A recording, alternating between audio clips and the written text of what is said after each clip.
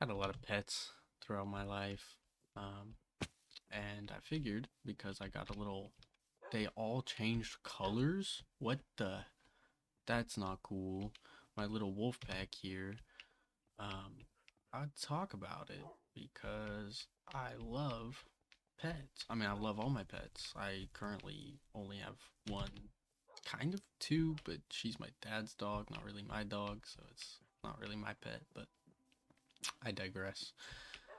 Um, but yeah, growing up, I feel like I basically always had a pet, at least in my mom's house, because my mom always had cats. She was always a cat person, and I believe we had at least one or two dogs, but that was before I was able to even remember, before I was even born. But I remember always having cats around, or a cat around, at least one cat around. And I don't know. I was thinking about this, and it feels kind of weird. At least in a sense to me. Now that I've grown up a bit, I guess, because it's like, I mean, it's not like the cats died extremely fast or anything like that. Like, we had a lot of cats that lived for quite a long time. I think the longest living cat we had was almost 20, maybe, because I remember he didn't pass away until like I was 16, and he's been around my entire childhood that I can remember. So he's a great cat. Very fat, but great cat.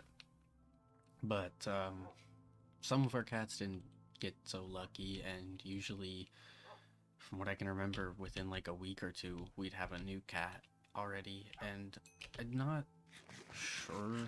Maybe that's just me now that I'm older. I'm just sensitive, and like my grief wouldn't be able to let me, like, not necessarily replace in that sense, but just move on and get a new cat that quickly. I mean, for instance, I did have a cat that passed away maybe 2, 3 years ago now. I can't quite remember.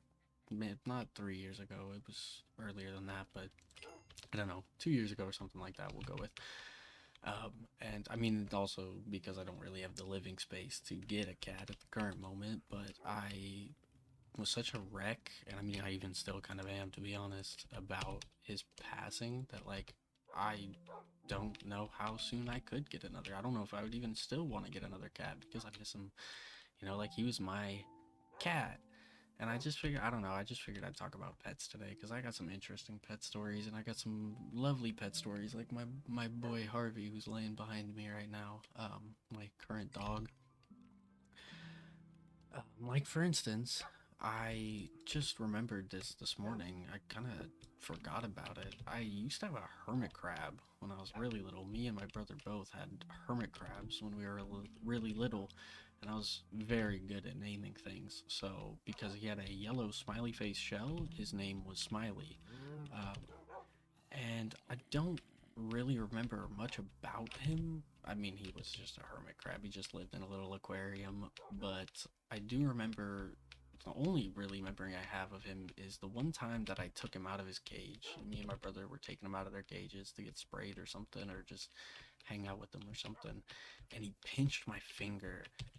And yeah, not a super interesting story at all, but I do remember not long after that, my mom had forgot to spray them and they died, something along those lines. So, not the best pet, really. Not a great pet at all. But I also remember I had a hamster at one point, a little tiny hamster at one point.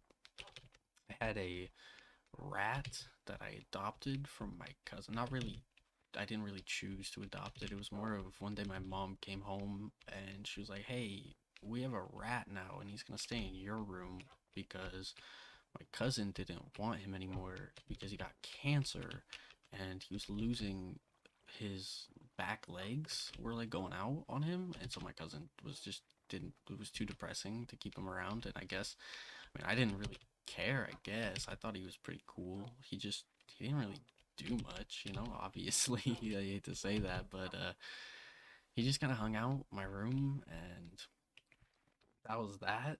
I remember at one point long before that, we had a cat that I think got pregnant 8 times before we got rid of her. Not really got rid of her.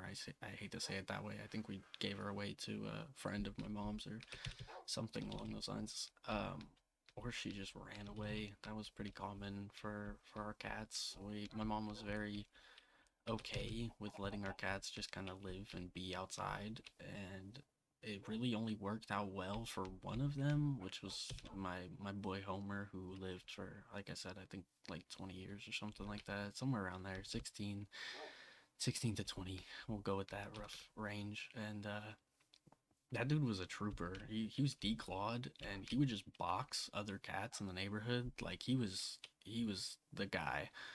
Um, may he rest his peace. But that was a long time ago. Um, no, I was just kind of racking my brain thinking about the pets that I've had. At another point, we had my mom again had a lot of sugar gliders, which are they're super cute and very, very, very noisy. And they were down in my little game room that I had back in the day, which was just a little like office space, I guess. Um, and they used to just they would just make the strangest noises. To me, it always sounded like almost a like video game glitching noise when they would get mad. And other than that, they'd just always be running on their wheels and jumping around the cage and just so loud. Such a strange animal that I never even knew existed before all of a sudden we had, I don't know, like 6 of them at one point, I think. Just bizarre to me now that I'm a little older and I think back on some of these things. But, and honestly, I think originally the main purpose of this video when I was thinking it out, because this is something I kind of planned at some point or another, because I love my pets. I love my current dog a lot. He's a good dog sometimes. He's kind of got abandonment issues. Not I say that in the nicest way possible because he wasn't a rescue dog or anything like my cats. Well, a lot of my pets have been rescues, but this one was he's the brother of my girlfriend's dog. They came from the same parents and just, or I guess my girlfriend's mom's dog, but he is kind of a pandemic puppy to a degree. I mean, I'm already naturally introverted, and then the pandemic hit, and so like he did not get nearly enough social interaction with people or other dogs, and I had a lot of free time when I got him. That's kind of the whole reason I did get him because I needed some structure in my life of some degree, and he he gave me that because I it was around I believe it was around the time my girlfriend was going to college, and so she was going out of town to go to college, and I was just kind of by myself all the time. It was just me and my cat, and I love my cat, but he was he was an asshole. I'm gonna be honest. He was an asshole. I loved him to death, but he hated everybody.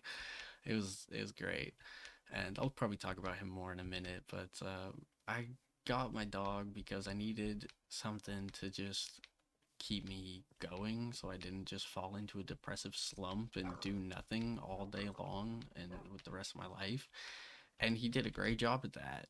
If you've ever had a puppy, you know they need a lot of attention and a lot of work, and it's been wonderful. It's been wonderful. We've created a great bond. He doesn't listen to me at all, unless I'm frustrated. And yeah, yeah, he's wonderful. But like I said, he's got abandonment issues to a degree because I didn't have a job when I first got him. So it was literally sun up to sundown, me and Harvey. It's great. It was wonderful. Honestly, I loved it. I miss it. But when I got a job and I started having to leave for like 8 hours at a time or however long, he was not a happy boy, and he started getting real naughty and did not listen to anything that I tried to train him to do. And suppose I probably could have put him in puppy school, but I was kind of a hypochondriac, afraid of getting COVID and already introverted. So it was like, nah, I'm just gonna train him myself. And I mean, nowadays it shows because he's wild, especially when it comes to other dogs. He literally will jump the fence to go hang out with the neighbor dogs, and it's it's an experience, but he's my boy. I'll love him forever. He's such a good dog, even with all the naughty things he does. Like the I guess funny story I was getting to that I brought this up in the first place is because when I first started going to work, he used to rip the couch cushions off of the couch, and for a while he wouldn't even like touch them. He would literally pull them off of the couch and then just lay in the like empty couch. And it was like, dude, you can't be doing that. You can't be messing with furniture like that. Like that's not cool. We don't do stuff like that. And so we had this nice kennel that we used to punish him when he was in trouble. And well, he didn't like that, and he decided to break the zippers because I thought it looked nicer and just felt like a nicer type of kennel than the normal like cage one that I always grew up with. But no, no, that was a mistake. He just ripped the zippers off when he got out of his kennel, so that anytime he did get in his kennel, he would just walk out. And it's just, yeah, it's been an experience with him to say the least. Genuinely though, with all the trouble he's caused me, and even though some of it could be my fault to a degree, I wouldn't give him up for anything. It is a wonderful thing to have a dog that I can truthfully call my own and have a special bond with, because I that's kind of what I missed the point of in the rest of my rambling in this video is all of the pets that I've had growing up, even the ones that could be considered mine, like my hermit crab. I was too young to really remember much about him anyways. But I never had a pet that really was my pet. Didn't have that kind of that bond that you build if I mean, if you have pets, um, you know, that looks wonderful. We're just gonna leave that and disappear. But this dog, and I think a big part of that was definitely there's a lush cave down there. Okay. I think a big part of that was that's a huge mushroom. God, I get so easily sidetracked, man. This is ridiculous. A big part, I think, was definitely the pandemic and the time I had spent alone. I mean, with my girlfriend being in college as well, the time I spent alone, that it really was just me and the dog. Um, really just I built a bond for me to the very least, and it definitely feels reciprocated from him. I would say as much as a dog can reciprocate those kind of those lovey feelings, and as much as he doesn't listen to what I tell him to do and tends to like to uh, just be a little reckless for lack of a better word. um, I mean, when we first got him, his nickname from my mom was the little monster because of how reckless he would be. He would just climb gates, knock everything over, come through. I remember one of the earliest stories with him is we were upstairs just I don't think we were even really doing anything, but I was upstairs hanging out with my mom, and we had some Dairy Queen on that. Maybe we were playing board games or something. We had some Dairy Queen, got like some blizzards or ice cream or whatever. And this little guy can hear him come tumbling up the stairs, knocks the gate down, runs into the living room, so excited, tail wagging everywhere. He sees this big cup of ice cream sitting on the table, and he grabs the napkin from underneath it and takes off running. So there's just ice cream spilling everywhere, and this dude runs to the other side of the room and is just sitting there with his little napkin, so proud of himself. And so he's a interesting fellow. Another nickname me and my girlfriend used to call him when we were raising him, I guess technically, is the smartest idiot because he does very dumb things in very smart ways, and I don't know how I got so lucky to pick such a little beast, but I love him to death, and I felt the same way about, well, I shouldn't say I felt, but he has passed away. I feel the same way about my cat that I had because, as previously mentioned, my cat hated everybody. He was an asshole, but I was the exception to that rule. And I mean my girlfriend to a degree, but me over everybody. I was his man. He was my little dude. And I remember when it all started, back when it all began. No, the first time we got him, when we rescued him from the pound, he, well, we took him home, obviously, as you do when you rescue a pet. Get to the point. Um, you would not know that we even had a cat if we hadn't told you. And even if we told you, you probably wouldn't believe us that we had a new cat because you would never see him.